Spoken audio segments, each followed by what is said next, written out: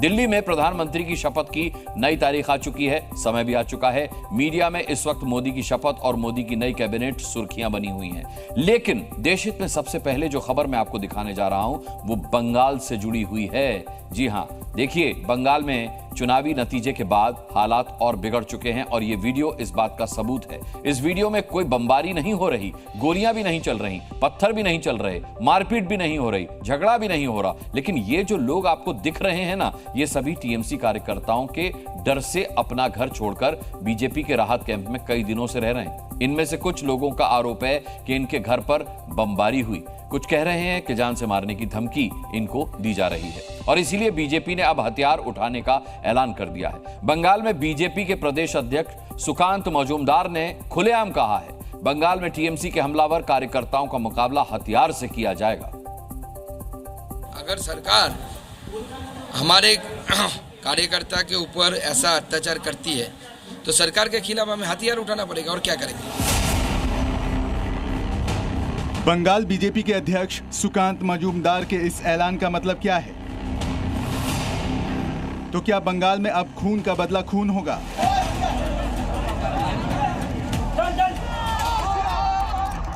बम के बदले बम चलेंगे?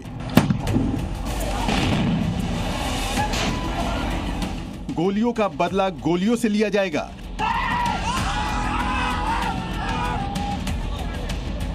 क्या बंगाल में टीएमसी और बीजेपी के खिलाफ हथियारों की जंग खुलेआम होगी? बीजेपी के कार्यकर्ता के ऊपर आक्रमण होता है तो बीजेपी को पाल्टा कुछ करना पड़ेगा, उलट से कुछ करना पड़ेगा। अगर सरकार सरकारी जो कानून है उसको अगर खुद नहीं मानेगी तो हमें कानून मानने की कोई जरूरत नहीं है। सुकांत मजूमदार कानून तोड़ने और हथियार उठाने की बात आखिर क्यों कर रहे थे? इसके पीछे की सबसे बड़ी वजह है ये वीडियो। कोलकाता के महेश्वरी भवन में बीजेपी रिलीफ कैंप का ये वीडियो है, जहां सुकांत मजूमदार बीजेपी के उन कार्यकर्ताओं से मिलने आए थे जो बंगाल में अपने घरों से भागकर कई दिनों से यहां रह रहे हैं। ये लोग हाथ जोड़कर बीजेपी प्रदेश अध्यक्ष से गुहार लगा रहे हैं, साहब हमारी जान बचा लो, हमें सुरक्षा दिला दो। मेरा तो घर टूटा हुआ है, मेरा घर तो सब तोड़ दिया, टीवी फीवी सब तोड़ दिया, दो आलम शोकेस सब तोड़ दिया। तो वहाँ तो रहेंगे तो हमको मार के तो तृणमूल का गुंडा वाहिनी ने किया। 2 दिन से यहाँ पे रुका हुआ है। बहुत ही दिक्कत हो रहा है।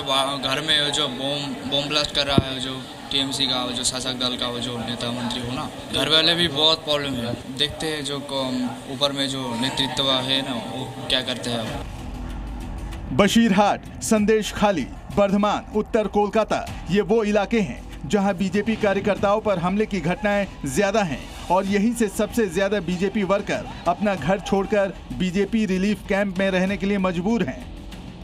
हम इस वक्त दक्षिण 24 परगना के बारुईपुर बीजेपी जिला पार्टी ऑफिस पे हैं और यहाँ पर करीब 70 से 80 लोग यहाँ पे शेल्टर लिए हुए हैं। ये डरे हुए हैं। हम लोग 1 तारीख वोट किया और टीएमसी के जो गुंडा है ना, तो रात 10-11 बजे वो लोग टॉवल देते, बॉम्बिंग करते हैं, ठेर देते, मारधोर करते, दुकान तोड़ दिया गया, लूट किया गया है। तो और महिला को थे धमकी दे रहे, मार देंगे। बहुत दिन से इधर पड़ा है। मैं बूथ का एजेंट था, तो मैं घर में जाएगा तो मेरे को बहुत मारेगा, मार देगा, ऐसा धमकी दे रहा है मेरे को। संदेशखाली का अवस्था बहुत खराब है, हालात बहुत खराब है। हमको तो भगा दे रहे हैं, अभी तो मारधर करते हमको भगा दे रहे हैं, तुम जाओ। जिस तरह की हिंसा आपने बंगाल विधानसभा चुनाव के दौरान देखी थी, जिस तरह 2024 के चुनाव में बीजेपी और टीएमसी के बीच खूनी संघर्ष हुआ था, वैसी ही तस्वीरें अब भी आ रही हैं। नंदीग्राम में बुधवार की रात बम धमाका हुआ, जिसमें 3 लोग जख्मी हो गए। आरोप है कि टीएमसी कार्यकर्ता बीजेपी के घरों में बम तैयार कर रहे थे, उसी दौरान कुछ बम फट गए। वहीं टीएमसी का आरोप है कि बीजेपी समर्थक बम बना रहे थे ताकि ममता बनर्जी के समर्थकों पर हमले किए जा सकें। वर्धमान में तो आज ही बीजेपी के दफ्तर पर हमला हुआ। सड़क पर बिखरे पत्थर और ईंट हमले की गवाही दे रहे हैं। चुनाव के दौरान ममता बनर्जी ने कहा था कि वो बदला लेंगी। इस बार पश्चिम बंगाल में ममता की पार्टी ने सबसे ज्यादा 29 सीट जीती, जबकि बीजेपी सिर्फ 12 सीटें जीत पाई, यानी 2019 के मुकाबले 6 सीटें कम। अब सबसे बड़ी चिंता यह है कि बंगाल में बीजेपी या टीएमसी के कार्यकर्ताओं की सुरक्षा का क्या होगा, क्योंकि एक तरफ से अगर हमला हो रहा है तो दूसरी ओर से भी हथियार उठाने का ऐलान हो चुका है। कोलकाता से सौमित सेन गुप्ता के साथ ब्यूरो रिपोर्ट, जी मीडिया। पश्चिम बंगाल में चुनाव के बाद होने वाली हिंसा पर आज कोलकाता हाईकोर्ट ने भी ममता बनर्जी की सरकार को कड़ी फटकार लगाई है। जस्टिस कौशिक चंद्रा की डिवीजन बेंच ने सुनवाई के दौरान कहा कि राज्य को शर्म आनी चाहिए। उनका सीधा मैसेज ममता सरकार के लिए था। अदालत ने पूछा, लोकसभा चुनाव हो या विधानसभा चुनाव हो, आखिर वोटिंग के बाद पश्चिम बंगाल में अशांति क्यों रहती है?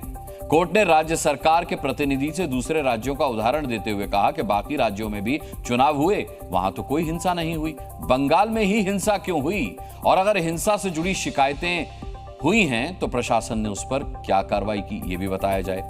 अदालत ने सरकार को सख्त लहजे में कहा कि हिंसा को हर हाल में रोका जाना चाहिए। जी न्यूज़।